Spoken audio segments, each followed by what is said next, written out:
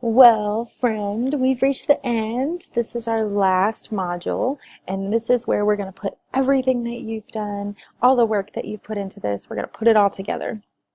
So I hope you've had a pleasant experience because let's face it, if you didn't find any of this valuable or interesting, then there's a strong possibility that you're not going to do it again. And I really feel so strongly about the fact that we have to teach our students through inquiry. Like it's how they learn best. It's how we learn naturally. And so I really want your students to benefit from all this work that you've done. Okay.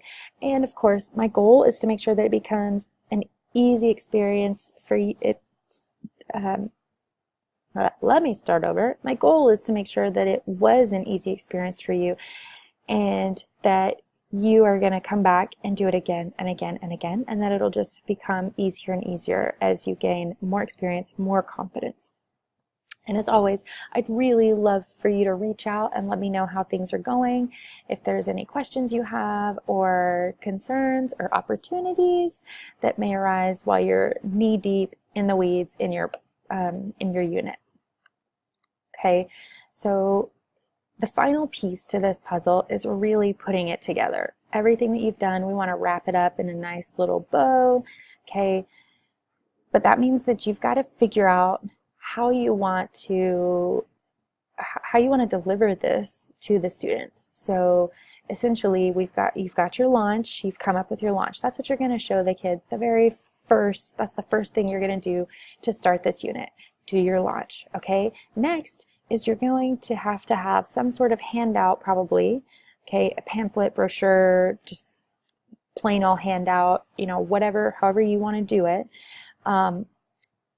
That is going to help the students understand what in the world they're doing. All right, because probably most of them are going to just look at you like, huh? You want me to do what? So you've really got to walk them through it to start with. Okay, are you going to discuss how the unit will go with specific rules and regulations, or are you going to let the students have some input, have some say, and create kind of a work, play, discover balance? You've got to come up with these things. All right, you need to make sure that you've thought about it before that first day of the unit. Okay, so here's what I've done. I like to give out a little pamphlet. Okay, so front and back paper, kind of cutesy. It gives all the necessities of the unit, so it tells the standards. It gives my students the tasks that they're going to have to do. I have them write down the due date. Okay, there's vocabulary words, which I do not explicitly teach. Okay, but they're there. The students know they are expected to know what specific words mean, even though I don't actually just get up and teach it to them. I also, from time to time, will add the chapters in a book for the students that still are very keen on reading out of a textbook. All right, now I give this paper to the students after we've done the launch or the hook or introductory activity, whatever you want to call it.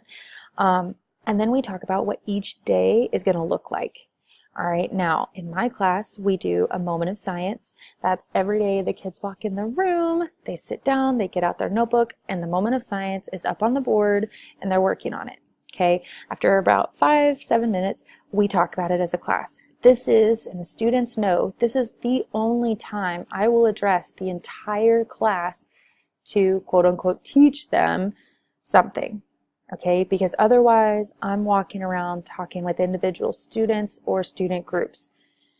Okay, now I also tell my students that every other week they can expect for me to come around and have a progress check, okay, where I carry around their rubric and I mark on their rubric as they talk to me, answer my questions, we have this conversation.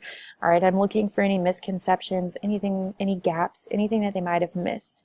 Okay, now, like I said in a previous video, usually before 2 weeks, students have already come up to talk to me, have conversations, ask me questions that take their knowledge further and further. Okay. Now,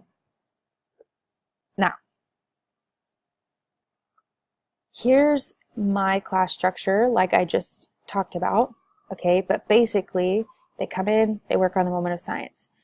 We discuss that as a class, and then the rest of the class time is used for the students to work. Now, every group is at a different place all the time, so that I just call it work time.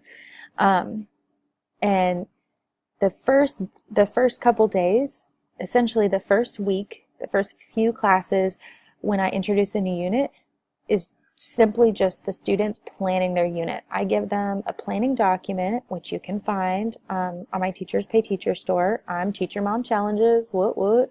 And so I give them this planning sheet, and they have to plan out every single class period what they're going to do. And I want it so detailed that I want to know who in the group is actually doing what specific task. So it takes them a good week to plan out their whole unit, but I'm teaching them time management skills, responsibility, accountability.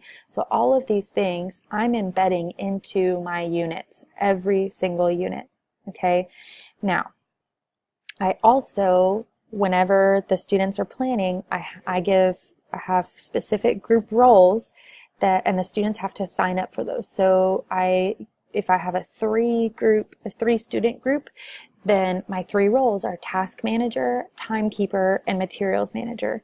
Okay, and the timekeeper is the one who's going to check every day, watch the clock, make sure that around 5 minutes at the end of class they start cleaning up, because my materials manager is in charge of all the materials. They have to make sure that everything is clean. They have to make sure that if there's anything that needs to be brought, they've organized it. And then, of course, my task manager is the one who's keeping everybody on task. And if I have students who are off task, I go straight to their task manager. And the kids are a lot better at getting each other back on task than I am, to be honest, because they listen to each other a lot more than they listen to me.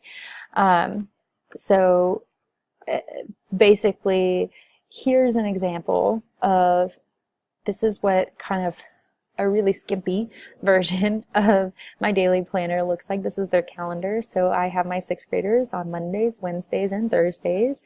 And you can see, so there's 1, 2, 3, 4, 5, 6 weeks. This is a 6-week unit. So you can see in each box, I need to know who's doing what and what exactly they're doing. Now, I have very high expectations for my students. I ask them to be self-disciplined. I want them to self-monitor. I want them to monitor each other, their time, their resources, their materials. But I also want them to monitor their own understanding and their knowledge. So each student is very aware. We discuss the rubric for the entire unit, which is based on the standards, like I've talked about in a previous video. And so all of these things I've really embedded into my planning of my unit. All right, because I want my students, the goal of teaching, right, at least in my opinion, is I want my students to come out at the end of the year, and I want them to have reached more of their potential than when they started with me. And reaching more of their potential is helping them to figure out who they are, helping them find their strengths, helping them work on their weaknesses, but it's also about helping them contribute to our world. And these are all skills that I feel are very valuable in helping my students do those things. Okay, so basically on the date that everything is due, so this is the end of the unit, my students are going to present their knowledge to a group of audience members. Usually I just kind of ask some teachers, hey, do you want to come see presentations if you have off, whatever.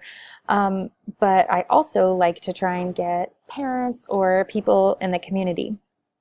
Okay, this gives my students a unique opportunity to practice their Q&A skills, public speaking, And it also puts a little bit of pressure on this final presentation. The students are going to step up or not. And so, yeah, I mean, that's kind of it.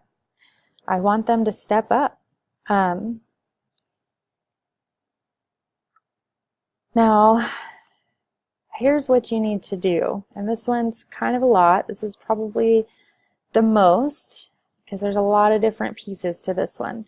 You need to decide on a method of delivery. So how are you going to give the information to your students? All right.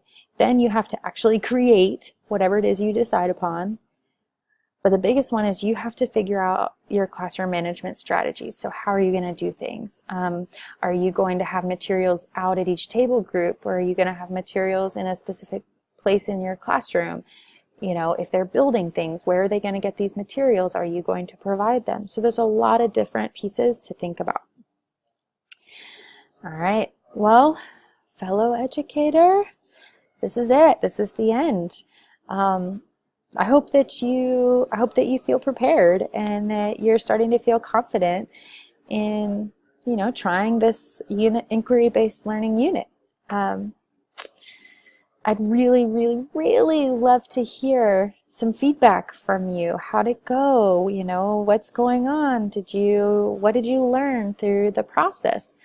And thank you. Thanks for going on this journey with me. Thanks for going on this ride. I wish you the best of luck. And I really do want to hear from you. Tell me, send me an email, comment below, find me on Facebook. You know, have fun through inquiry. All right, peace.